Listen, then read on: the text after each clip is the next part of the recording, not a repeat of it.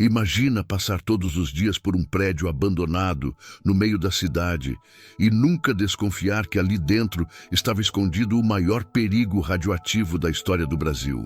Nenhum alarme, nenhum aviso, nenhuma placa de perigo, apenas silêncio, poeira e um erro que custaria vidas. Antes de continuar, já deixa o like, se inscreve no canal e compartilha esse vídeo, porque essa história precisa ser conhecida e principalmente lembrada.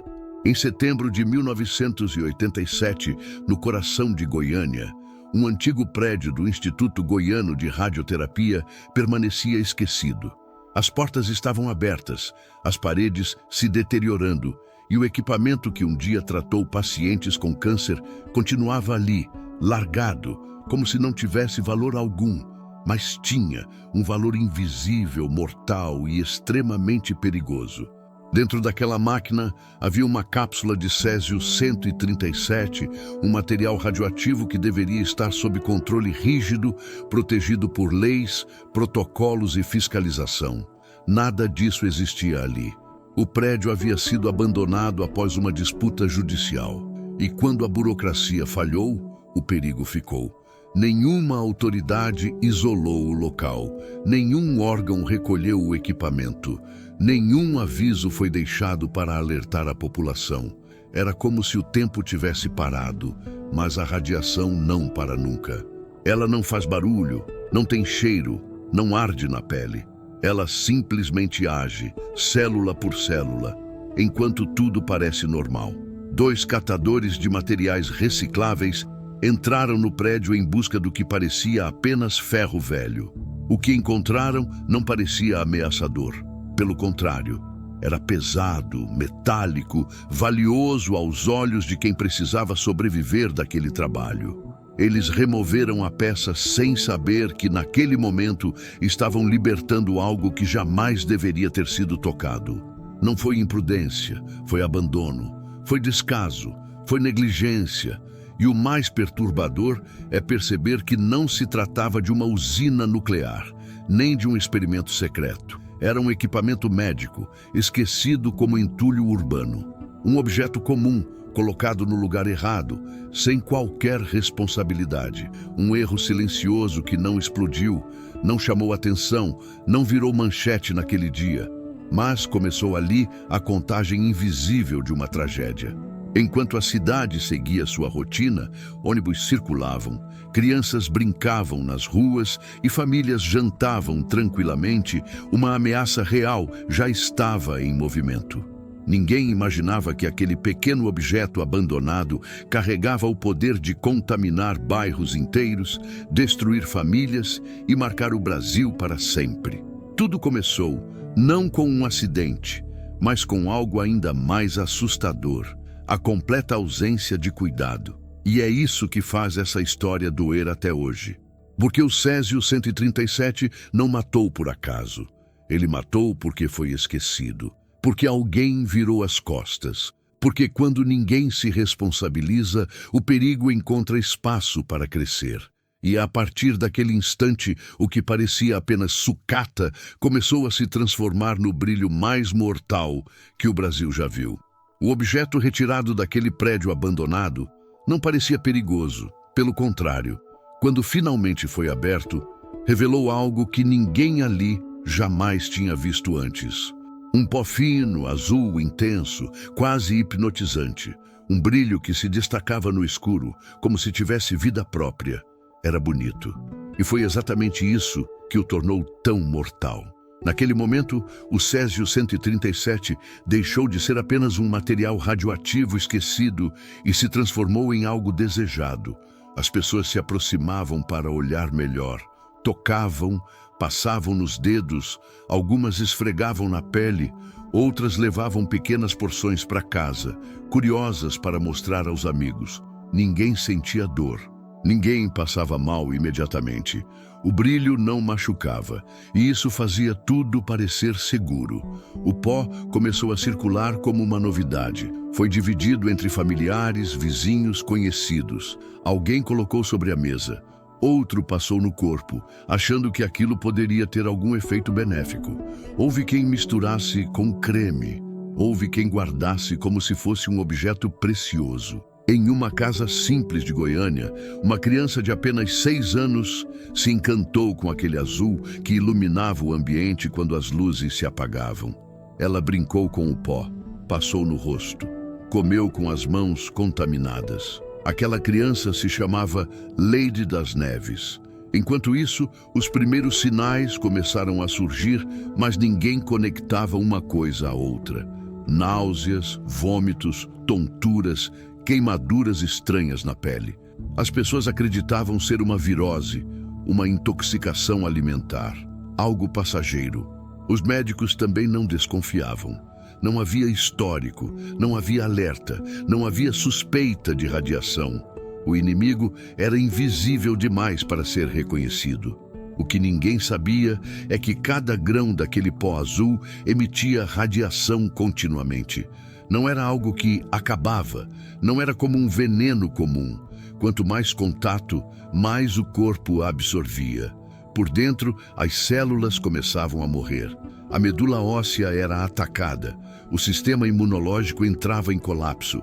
Mas por fora, o brilho continuava bonito, fascinante, silencioso. E foi assim que a tragédia se espalhou sem pressa, sem explosão, sem alarde. Uma curiosidade inocente virou uma cadeia de contaminação. Um gesto simples, como mostrar algo novo para um vizinho, se transformou em sentença. O que parecia mágico estava, na verdade, roubando dias de vida de cada pessoa que se aproximava. Quando finalmente as autoridades perceberam que havia algo errado, o césio já tinha passado por inúmeras mãos, casas e objetos. Roupas, móveis, talheres, colchões, tudo contaminado, tudo carregando aquele brilho que agora já não encantava mais, já causava medo. Mas era tarde. A morte de Lady das Neves chocou o país. Uma criança, vítima não de uma explosão, não de um ataque, mas da curiosidade humana diante do desconhecido. O brilho azul, que parecia inofensivo, entrou para a história como o símbolo mais cruel daquela tragédia, porque ele não assustava, ele atraía. E é talvez isso que torna tudo ainda mais perturbador. O perigo não veio com sirenes, nem com fumaça, nem com destruição visível. Ele veio bonito, veio silencioso, veio convidativo. E enquanto todos olhavam fascinados, a radiação fazia exatamente o que sempre faz. Destruía tudo, lentamente de dentro para fora. Quando o brilho deixou de encantar e começou a assustar, o estrago já estava feito. As pessoas adoeciam em sequência, mas nada parecia ligar uma à outra. Eram bairros diferentes, famílias diferentes, rotinas diferentes. Ainda assim, os sintomas se repetiam. Vômitos constantes, feridas que não cicatrizavam, queda de cabelo, uma fraqueza que não fazia sentido para quem até poucos dias antes estava saudável. Goiânia continuava funcionando normalmente, sem saber que a cidade inteira estava atravessando um dos períodos mais perigosos de sua história. Hospitais começaram a receber pacientes em estado grave e os médicos se viam diante de um enigma. Os exames não batiam. O corpo reagia como se estivesse sendo atacado por dentro, mas não havia infecção clara, não havia causa aparente. Alguns profissionais suspeitaram de intoxicação química. Outros falaram em doenças raras. Enquanto isso, a radiação seguia seu caminho, espalhando-se a cada toque, a cada objeto compartilhado, a cada ambiente frequentado por alguém contaminado. O mais assustador é que ninguém percebia a dimensão do problema. Pessoas contaminadas andavam de ônibus, sentavam em cadeiras de salas de espera, dormiam em camas que depois seriam usadas por outros. Roupas eram lavadas junto com outras roupas. Talheres eram compartilhados. A radiação não respeitava paredes, laços familiares ou limites sociais. Ela se espalhava sem escolher vítimas. Foi somente quando um médico desconfiou de algo fora do comum e alertou as autoridades que a possibilidade de contaminação radioativa entrou em cena. Quando técnicos chegaram com equipamentos de medição, O silêncio tomou conta. Os aparelhos disparavam. Casas inteiras precisaram ser isoladas às pressas. Ruas foram bloqueadas. Pessoas passaram a ser tratadas como risco biológico sem entender exatamente o porquê. O pânico começou a substituir a ignorância. Moradores viam homens vestidos com roupas especiais, máscaras e instrumentos estranhos circulando pela cidade. Objetos pessoais eram recolhidos. Casas marcadas. Alguns moradores foram retirados às pressas, sem tempo de pegar nada. Outros nem sabiam que estavam contaminados, mas já carregavam no corpo níveis perigosos de radiação. Enquanto isso, Goiânia começava a aparecer nos noticiários do mundo inteiro. O que antes era um problema invisível, agora se tornava um escândalo internacional. A cidade era comparada a Chernobyl. Mas, diferente de um acidente nuclear clássico, ali não havia explosão, nem fumaça, nem crateras. Havia algo muito mais difícil de combater: uma contaminação espalhada pelo cotidiano. Cada nova medição revelava algo pior. Ônibus, escolas, clínicas, casas simples e estabelecimentos comerciais apresentavam níveis elevados de radiação. O césio não estava concentrado em um único ponto. Ele havia se infiltrado na rotina da cidade. E quanto mais se descobria, mais claro ficava que aquela não era apenas uma emergência médica, mas uma crise social, política e humana. O tempo passou a correr contra todos. Cada hora sem controle significava mais exposição, mais danos irreversíveis, mais vidas marcadas. A sensação era de que o perigo estava em todo lugar, mas ninguém sabia exatamente onde. E no meio desse caos silencioso, milhares de pessoas começaram a perceber que haviam sido expostas a algo que não podia ser visto, sentido ou evitado. Apenas sofrido. A tragédia já não pertencia mais a algumas famílias. Ela havia se espalhado. E Goiânia, sem perceber, tinha se transformado no palco do maior acidente radioativo urbano do planeta. Quando a dimensão real do desastre começou a ser compreendida, surgiram cenas que até hoje parecem irreais. Casas inteiras foram demolidas e enterradas como lixo radioativo. Não móveis, não objetos isolados, casas completas. Caminhões cruzavam Goiânia, transportando sacos de terra, roupas, brinquedos, documentos pessoais, tudo considerado perigoso demais para continuar ali. O chão da cidade estava contaminado e, literalmente, toneladas de solo precisaram ser removidas. Um dos detalhes mais impressionantes é que muitos moradores só descobriram que estavam contaminados semanas depois. Pessoas que se sentiam bem, que não apresentavam sintomas graves, carregavam no corpo níveis de radiação suficientes para causar danos permanentes. Algumas nunca adoeceram de forma visível, mas viveram o resto da vida sob acompanhamento médico, sem nunca saber ao certo quais consequências ainda poderiam surgir. Outra curiosidade perturbadora é que, durante o auge do pânico, Goiânia passou a ser evitada por outras cidades. Ônibus eram impedidos de parar. Pessoas eram discriminadas apenas por dizer de onde vinham. Havia quem acreditasse que a radiação era contagiosa, como uma doença comum.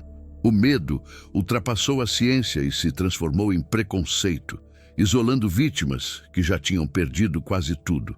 Pouca gente sabe, mas o lixo radioativo do Césio-137 está armazenado até hoje em Abadia de Goiás, em estruturas feitas para resistir por séculos. O material continua emitindo radiação. Não é algo que acabou, ele apenas foi confinado. Isso levanta uma pergunta desconfortável. Por quanto tempo o Brasil vai conviver com as consequências de um erro que poderia ter sido evitado? Mesmo após décadas, muitos sobreviventes ainda lutam na justiça por reconhecimento e assistência adequada. Algumas famílias jamais receberam respostas claras. Outras convivem com sequelas físicas e psicológicas que não aparecem em estatísticas. A tragédia não terminou quando a cidade foi descontaminada. Ela apenas mudou de forma. E talvez o aspecto mais inquietante de todos seja este. O Césio 137 não foi um acidente tecnológico avançado, nem um desastre de guerra. Ele nasceu do abandono, da negligência e da falsa sensação de que nada vai acontecer. Exatamente por isso, ele continua sendo um alerta vivo, porque situações semelhantes podem existir agora, em prédios esquecidos, equipamentos largados, decisões adiadas. Se essa história te fez refletir, curta o vídeo, compartilhe com quem precisa conhecer essa tragédia e se inscreva no canal. No próximo vídeo, vamos mergulhar no que aconteceu depois do caos. As falhas do Estado, os julgamentos, as punições e por que muitos acreditam que ninguém pagou de verdade pelo que aconteceu em Goiânia